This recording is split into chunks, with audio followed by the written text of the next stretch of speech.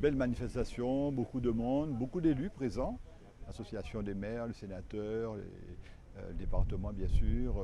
Non, c'est important.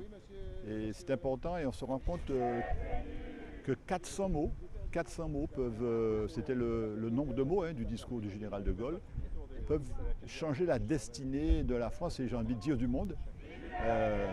Puisque c'est un moment où la France et la résistance étaient en grosse difficulté en 40.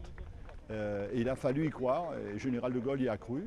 Et il a été un peu en dissidence, donc parfois désobéir aussi quand c'est pour la bonne cause, ça peut être bénéfique. Et donc 400 mots, parfois désobéir. Il a désobéi à Vichy et puis 3-4 ans après, en 1945, c'est la victoire et c'est surtout la victoire de la liberté. Dès que je suis ici en Guadeloupe, chez moi, je viens à la commémoration de l'appel, la célébration même de l'appel du 18 juin du général de Gaulle. Il y a tellement de Guadeloupéens qui ont connu ça, qui se sont engagés.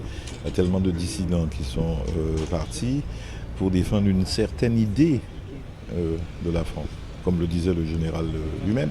Oui, ce matin, c'est une belle cérémonie, accompagnée, et si j'ose dire, augmentée de la présence du service national universel. Un contingent de 80 jeunes Guadeloupéens sont partis là en Hexagone et à peu près le même nombre est ici présent à Basse-Terre. C'est un bel échange.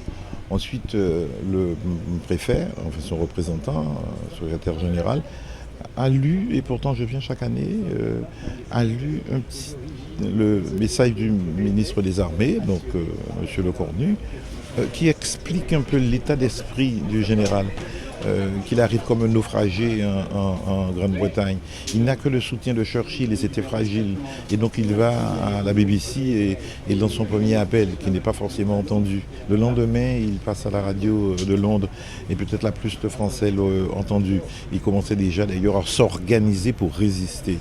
J'ai bien aimé ce passage-là qui m'apprend des choses et qui dit qu'il n'y a jamais à perdre espoir.